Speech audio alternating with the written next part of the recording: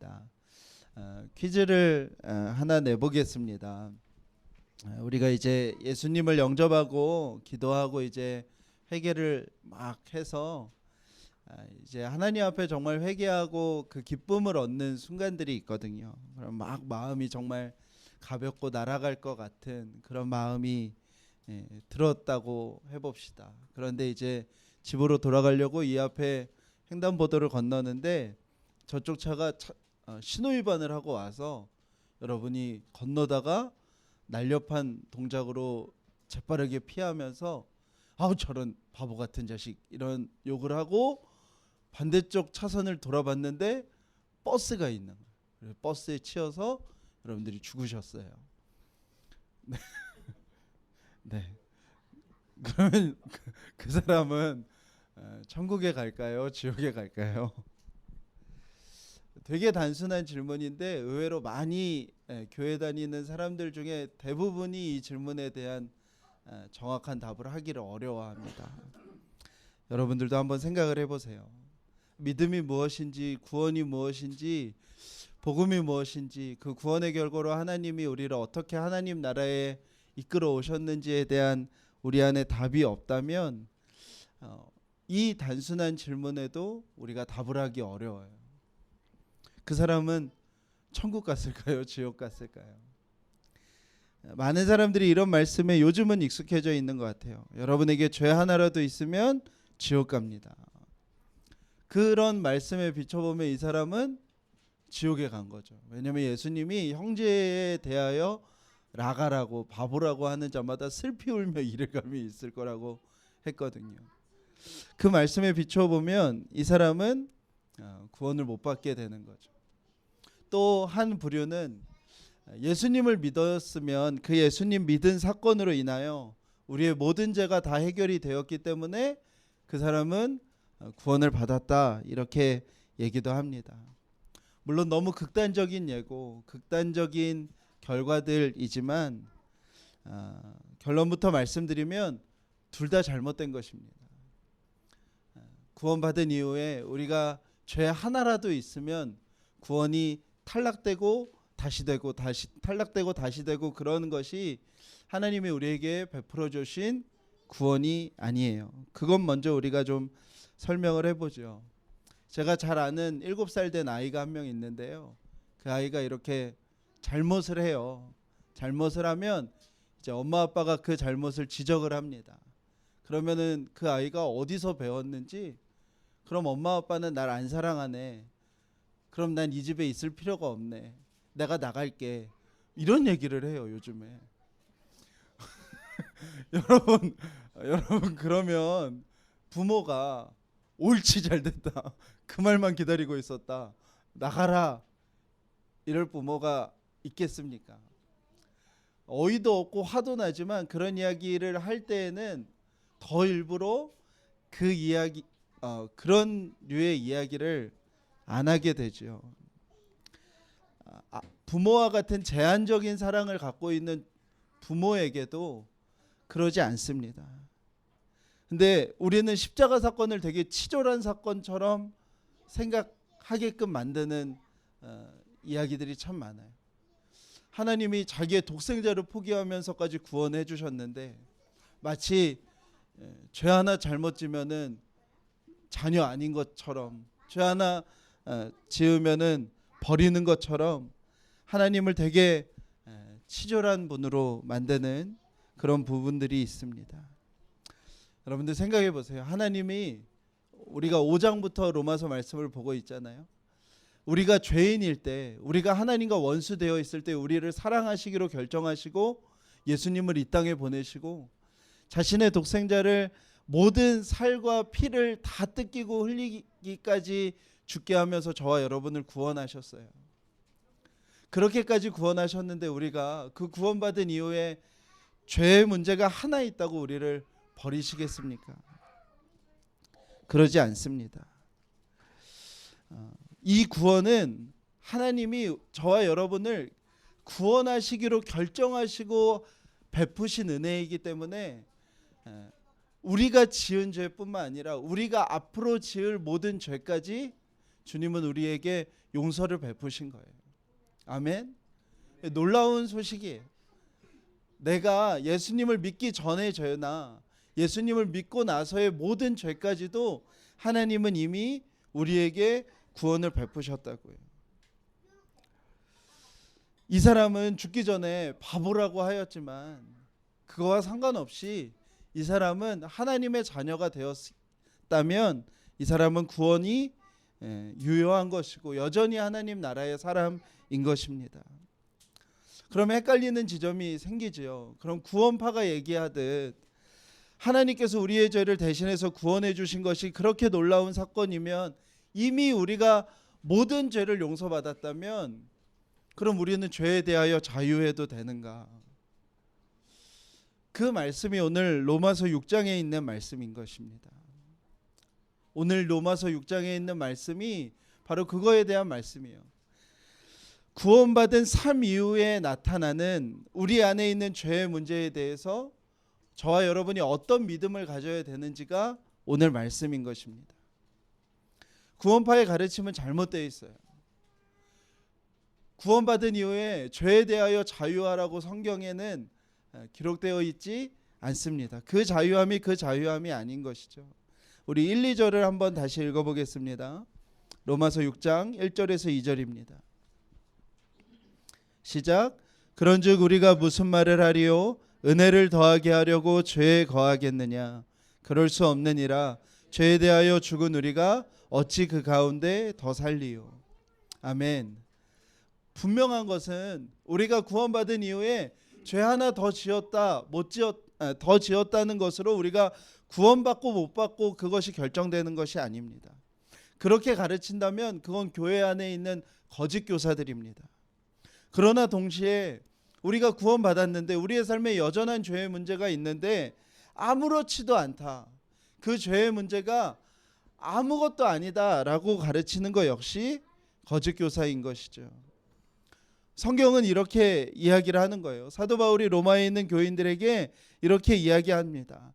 우리에게 진정한 구원의 일이 일어났다면, 우리 안에 정말 예수 그리스도로 주님이 오시는 그 일이 우리 안에 일어났다면 우리는 죄에 대하여 이런 태도를 가지게 된다는 거예요.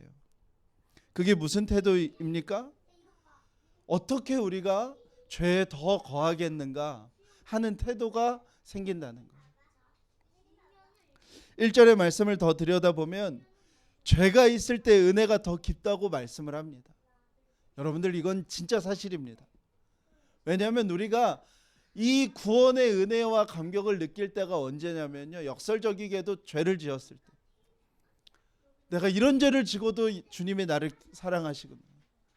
제가 회심이라고 생각했던 그 순간이 있는데요, 그 순간에 부어줬던 은혜도 이거예요.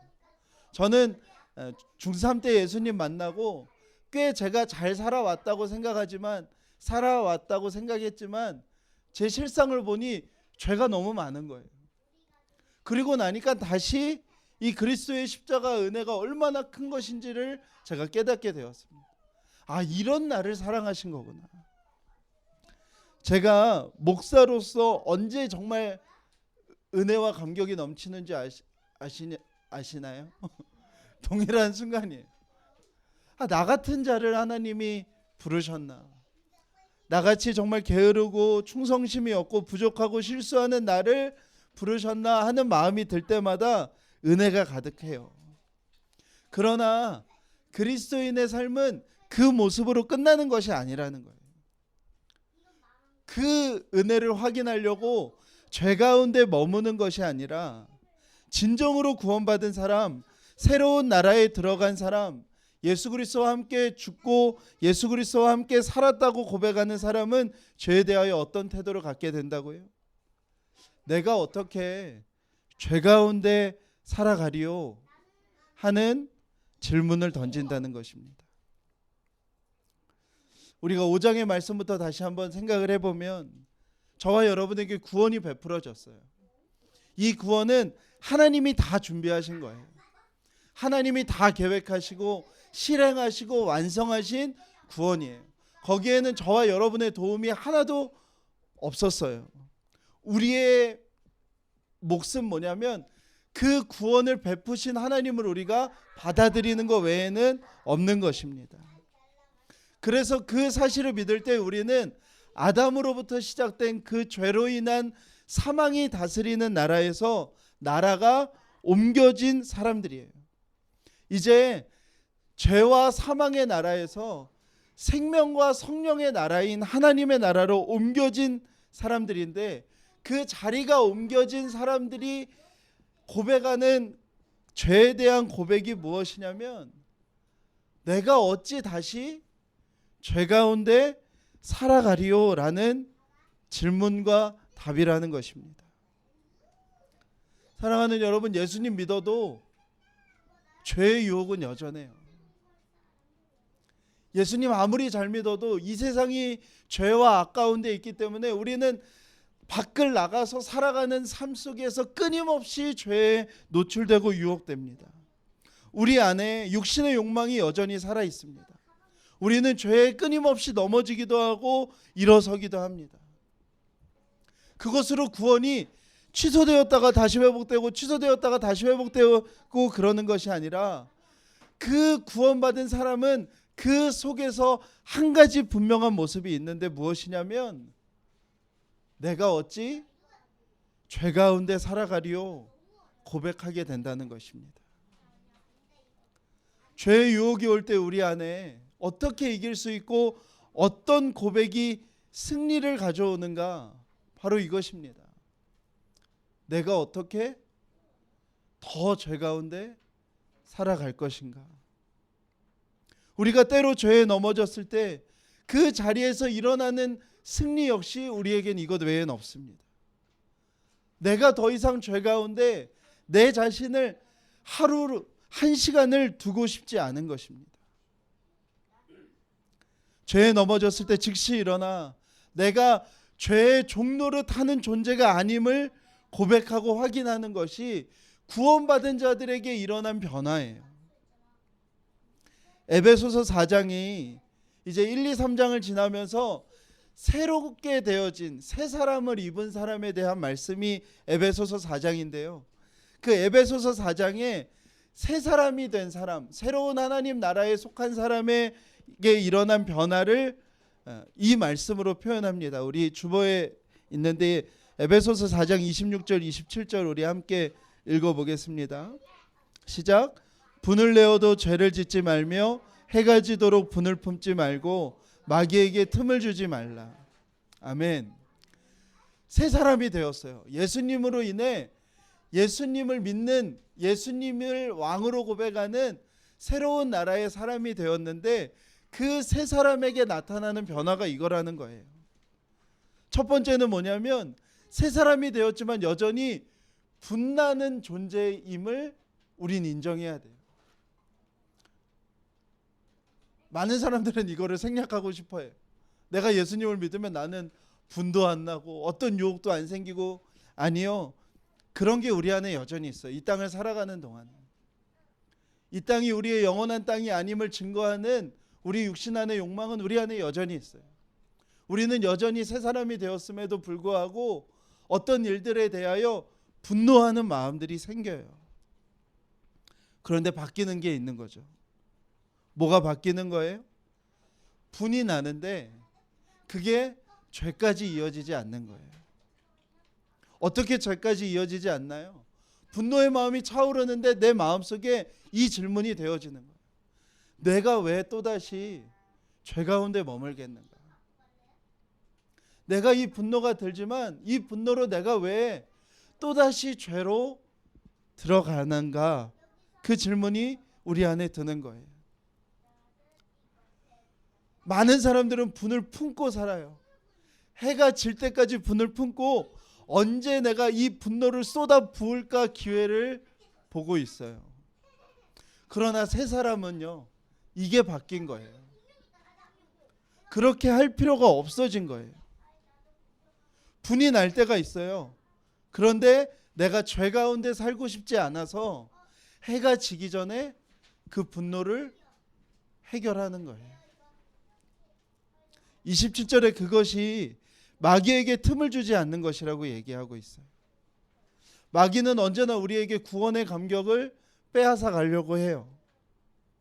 그러나 마귀에게 틈을 주지 않을 때 우리가 이 구원 안에 살아가게 되는 것입니다.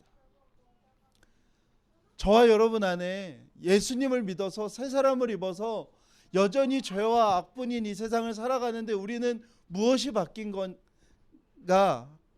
그거에 대한 답인 거예요. 우리는 죄에 대한 태도가 바뀐 거예요. 죄가 우리를 넘어뜨리려 할 때, 죄가 우리를 삼키려고 할 때 우리는 우리 안에서 우리 안에 있는 이 생명으로 인해 이 질문이 나오는 거예요. 내가 왜 또다시 그 죄로 내 삶을 들어가게 하겠는가 하는 것입니다. 사도 바울은 이것이 우리가 세례받을 때에 우리 안에 주어지는 은혜라고 오늘 말씀을 나누고 있어요. 우리가 예수님을 나의 임금과 구주로 고백할 때 우리가 세례를 받게 됩니다. 세례는 내가 거듭났다는 고백을 하나님과 성도들 앞에서 하는 거예요. 내가 이제 하나님 나라의 백성이 되었다는 것을 하나님과 사람들 앞에서 고백하는 것이 세례예요. 로마서에 나오는 표현대로 나는 죽고 예수로 살게 되었다는 그 고백을 하나님과 사람들 앞에서 하는 것이 세례인 것입니다. 이제 나는 옛 나의 자아는 내가 스스로 하나님 되고 싶어 했던 그 나의 안에 있던 원래의 죄는 예수 그리스도와 함께 십자가에 못 박혀 죽었고 예수 그리스도의 부활과 함께 연합하여 내가 새 사람이 되었다는 고백이 바로 세례예요. 구약에서 물은 심판이자 구원의 의미였어요. 심판과 구원이 동시에 주어지는 상황이 물이에요. 노아의 홍수가 그랬어요. 심판과 구원이 함께 나타나요. 이스라엘 백성이 출애굽할 때 마지막에 홍해에서의 만났던 일도 심판과 구원이 함께 일어나요. 우리는 그 물에서 이 고백을 하는 거예요. 세례는 원래 침례를 받는 게 맞는 것이죠. 그러나 이제 복음이 증거되면서 물이 부족한 곳에서 이 예식을 진행하면서 이제 간편화된 세례를 하기도 하였는데요. 세례를 받을 때 우리는 다 물을 여기 위에 이렇게 붓는 세례를 받으셨을 것 같아요. 침례를 받으신 분은 몇 분 안 계실 것 같습니다. 근데 침례가 더 정확한 의미를 우리에게 알려주죠. 침례자는 자신이 예수님을 자신의 임금과 구주로 자신의 하나님으로 고백하는 그 고백을 하면서 물에 들어옵니다. 물은 무엇이라고요? 심판과 구원이 함께 있는 곳이에요. 그 심판 속에 자기 자신을 집례자가 넘어뜨려요. 집례자가 머리를 잡고 넘어뜨립니다. 그 자신의 육신의 죄로 인하여 그는 지금 어디에 머물게 되어진 거예요? 심판에 머물게 되어진 거예요. 죄의 삭은 사망인 것을 그는 물 안에서 경험적으로 경험하는 것입니다. 그런데 문제는 뭐예요? 그 침례자의 머리를 누가 잡고 있는 거냐면 집례자가 잡고 있는 거예요. 여러분들 물놀이 해보셨죠? 이렇게 이마를 누군가가 물에서 밀고 있으면 자기의 힘으로는 물 밖으로 나올 수 없어요. 그것을 경험하게 하는 거예요. 내가 지은 죄의 결과로 인한 이 사망과 심판을 내 힘으로는 벗어날 수 없는 것임을 경험적으로 경험시키는 거예요. 내 안에 있는 능력으로는, 내 안에 있는 생명으로는 이 죄로 인한 사망과 심판을 벗어날 수 없어요. 그런데 그때 누가 그를 건져주냐면 집례자가 다시 일으켜 세워주는 거예요. 나의 생명과 나의 힘으로 일어나는 것이 아니라 나 밖에 있는 생명, 나 아닌 생명이 나를 그 사망과 심판의 자리에서 일으켜 세워주시는 거예요. 그러면 그 물은 구원의 의미가 되는 것입니다. 그래서 우리는 세례를 받을 때 우리가 예수 그리스도의 죽으심과 합하여 함께 죽었고 예수님의 부활하심과 합하여 함께 부활한 존재임을 고백하게 되는 것입니다. 우리는 그리고 그 믿음으로 이 땅의 삶을 시작해 가는 거예요. 이 땅의 삶을 우리가 다시 시작해 나아가는 것입니다. 우리는 이제 죄의 종노릇하는 존재가 아니라 죄와 세상에 대하여는 죽은 자요, 하나님에 대하여 산 자로서 살아가는 것입니다. 사랑하는 여러분, 우리 안에 정말 믿음이 시작되었다면, 우리 안에 정말 예수 그리스도로 인한 믿음이 시작되었다면 우리 안에 아주 분명한 변화가 일어나야 돼요. 그것이 무엇이냐면 죄에 대한 태도가 바뀌는 것입니다.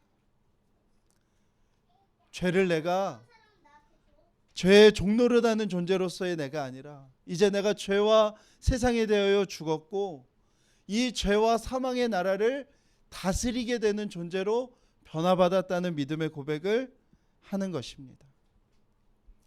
높은 건물이나 높은 곳에 다리를 지을 때요, 그 아래 그물을 쳐둔다고 해요.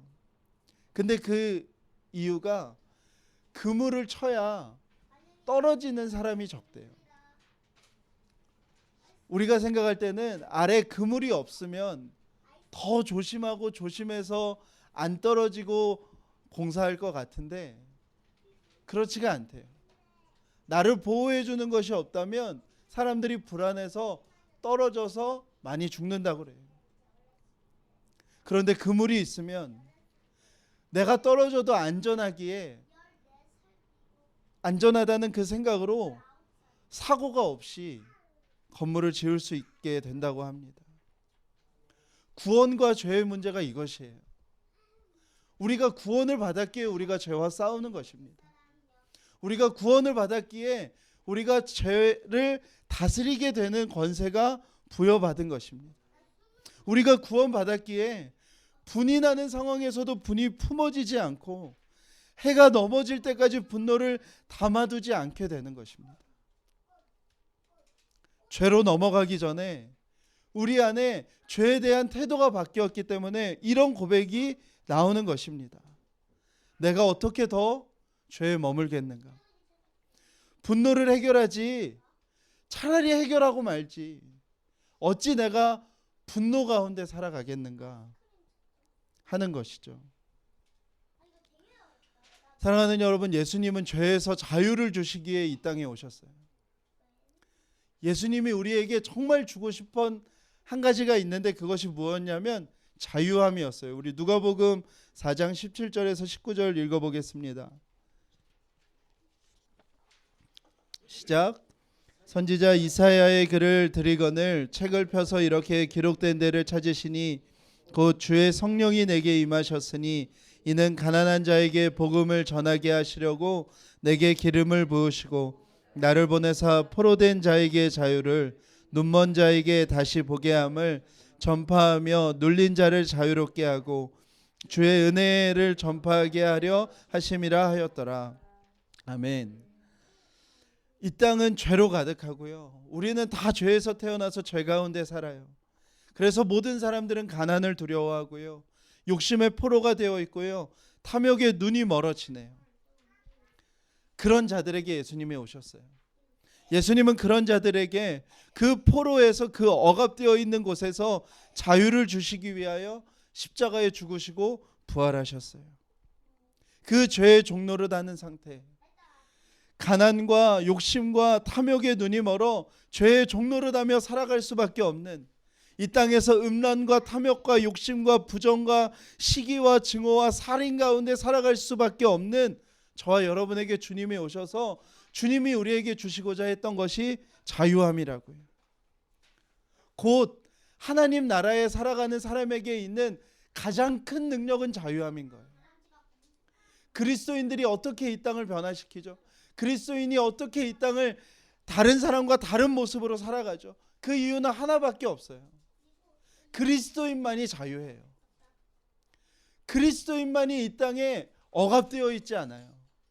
그리스도인만이 이 땅에 포로되어 있지 않기 때문에 그 자유함 때문에 그리스도인이 이 땅에서 능력을 행하는 거라고요. 요한복음 8장 32절 읽어보시죠. 시작. 진리를 알지니 진리가 너희를 자유롭게 하리라. 고린도후서 3장 17절 읽어보시죠. 시작. 주는 영이시니 주의 영이 계신 곳에는 자유가 있느니라. 아멘. 구원을 통하여 하나님은 우리에게 자유를 주셨고 그 자유함의 능력으로 이 땅을 살아가도록 하나님은 말씀하셨어요.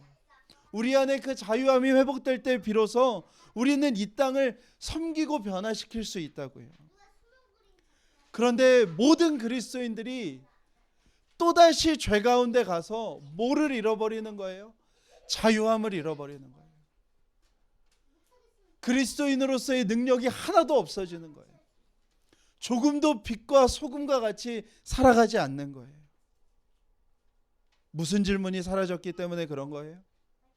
내가 어찌 자유함을 또 잃어버리기 위하여 죄에 더 살겠는가 하는 질문을 못하기 때문에 그런 것입니다. 내가 구원을 받고 못 받고 때문에 회개하고 죄를 안 짓기 위하여 살아가는 것이 아니에요. 주님이 우리에게 요구하신 게 있기 때문이에요.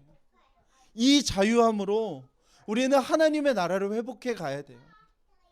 이 자유함으로 능력을 입어 우리는 하나님의 나라를 이 땅 가운데 세워나가는 땅끝까지 부르심을 받은 자들인 거예요. 그렇게 우리는 죄를 대하는 태도가 완전히 바뀌어야 되는 거예요. 나는 이제 죄의 종노릇 하는 자가 아니라 죄를 다스리고 정복하는 자가 되었음을 믿어야 하는 것입니다. 우리가 주님 안에서 풍성한 삶을 살아가는 그 시작은 바로 이 죄에 대한 생각이 바뀌는 거예요. 요즘 서점 가면은 다 말에 대한 책이라니까요. 베스트셀러가. 갈등을 어떻게 해소하는가. 근데 제가 그것들을 넘겨볼 때 너무 재밌는 생각이 들었어요. 갈등을 해결하는 방법으로 제시하는 게 대부분 뭐냐면 누군가가 막 갈등을 부추겨요. 막 너 못생겼어. 너 왜 이렇게 멍청해? 뭐 이러면 이쪽에서 어떻게 하면 그 갈등이 해결되는지 아세요? 아, 네가 보기엔 내가 못생겼구나. 이러면 해결이 된대요. 그 베스트셀러로 내는 책들이 다 그런 책들이에요. 넌 무능해. 아, 내가 좀 무능하구나. 그래도 내 곁에 유능한 네가 있어서 난 참 좋아. 이러면 싸움이 안 된다는 거예요. 그러면서 뭐라고 뒤에는 얘기하냐면 그러기 위해서는 우리의 멘탈을 이렇게 높여야 된다. 우리의 자존감을 높여야 된다. 이런 다 책들이에요. 저는 그런 책을 보고 있으면 이게 될까 싶어요. 우리가 어떻게 내가 스스로 하나님 된 그 내 안에 죄의 본성이 남아 있는데 누군가가 나에 대해서 그렇게 하는 말에 그렇게 인정하고 오히려 상대방을 높여주고 그게 될까? 전 오히려 정말 성경이 참 진리임을 그런 책을 볼 때 더 느껴요. 우리 안에 죄에 대한 문제가 해결되어졌을 때, 내가 내 삶에 스스로 하나님일 필요가 없어졌을 때 우리는 다른 사람에 대해서 그렇게 대할 수 있는 것이죠. 여러분 중에, 가족 중에 여러분이 예수님 믿어서 좋은 것이 뭐예요? 여러분 안에 죄가 해결되는 것입니다. 예전에는 싸움을 시작하면 끝을 봐야 됐죠. 싸움을 시작하면 내가 무조건 이겨야 됐죠. 내가 논리적으로 앞서든지 힘이 앞서든지 목소리라도 앞서야 됐죠. 그런데 이제는 그럴 필요가 없어진 거예요. 그런 마음으로 내가 죄 가운데 머물고 있을 필요가 없어진 거예요. 서로를 받아들여지게 되는 것이죠. 저는 제일 궁금한 게 예수님을 안 믿는 사람들은 갈등을 어떻게 해결할까가 저는 되게 궁금해요. 우리가 직장이나 사회에서는 다 이해관계 속에 있기 때문에 이해관계를 주고받으면 갈등이 해결돼요. 그러나 가족들은 그게 안 되죠. 이해관계를 주고받는 지점이 모호하니까 안 돼요. 그러면 가족 안에서의 갈등은 해결하기가 어렵죠. 예수님 믿어서 좋은 건 뭐예요? 갈등이 일어나도 갈등 상태로 있을 이유가 없어지는 거예요. 왜요? 내가 죄에 머물고 싶지 않기 때문에 그렇게 되는 거예요. 예수님이 계시기에 우리가 갈등 상태로 지속하지 않고 갈등을 해결하게 되는 것이죠. 사람은 한 번에 심각한 죄를 짓지 않아요. 스트레스나 우울감으로 인하여 삶이 조금씩 무너지고 그 무너진 것들만큼 죄의 쾌락으로 바꾸죠. 그러면서 사람들 안에 심각한 중독들이 일어나는 것이죠. 우리 안에 찾아오는 그 우울함과 스트레스들, 그걸로 인한 죄의 무너짐들, 그것으로 인한 여러 가지 중독들을 우리가 어떻게 해결할 수 있죠? 우리 안에 정말 이 분명한 믿음, 내가 어떻게 더 죄 가운데 머물까? 그 고백이 되어질 때 우리 안에 변화가 시작되어지는 것입니다. 이제 저와 여러분은 사망과 죄의 종노릇 하는 자가 아니에요. 지난주에 나누었듯이 우리는 은혜가 압도하는 나라 속에 살아가는 사람들입니다. 죄와 은혜는 더 이상 맞수가 아니라 은혜가 압도하는 나라 가운데 살아가는 자들이에요. 우리는 작년부터 해서 나라의 아주 큰 일들을 보고 있어요. 최고 국가 지도자들이 했던 일들을 우리는 계속 끊임없이 여전히 뉴스로 보고 있어요. 한 가지가 깨달아지지 않습니까? 여러분들, 죄는 언젠간 다 드러나요. 죄는 감춰질 수 없습니다. 그리고 우리는 그 죄가 우리의 삶의 모든 것을 망가뜨릴 수 있는 엄청나게 큰 파괴성을 가지고 있다는 사실을 알아야 합니다. 그리고 우리가 그리스도인으로서 꼭 기억하여야 될 것은 우리는 죄를 지으면 자유함을 잃어버려요. 우리가 이 땅에 대해서 자유함을 잃어버리면, 이 땅 속에서 자유함을 잃어버리면 우리에게는 그리스도인으로서의 삶의 능력을 잃어버리게 됩니다. 사랑하는 여러분, 그러기에 히브리서 기자는 우리에게 이렇게 권면해요. 죄와 피 흘리기까지 싸우라고 권면합니다. 그 방법은 우리가 죄에 대하여 죽었음을 믿는 것입니다. 저와 여러분이 하나님 나라의 새로운 신분을 부여받은 자로 살아가는 것임을 기억하는 것입니다. 사랑하는 여러분, 죄에 더 이상 종노릇하지 않게 되기를 축복합니다. 은혜가 저와 여러분을 완전히 압도하여 우리의 삶 가운데 정말 죄의 문제가 해결되어지는, 죄가 우리를 다스리지 못하게 되어지는 그 은혜와 축복이 저와 여러분 가운데 있기를 축복합니다. 우리 함께 찬양하고 기도하시겠습니다. 믿는 것입니다.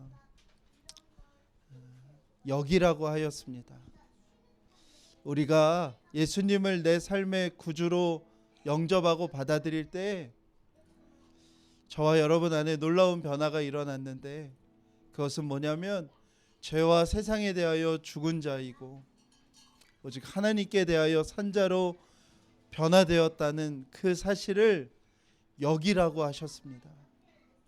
그렇게 믿고 나아가는 것입니다. 사랑하는 여러분, 주님이 우리에게 회복시키고자 하셨던 그 자유함을, 그 기쁨을 우리가 죄로 인하여 빼앗기지 않았으면 좋겠습니다.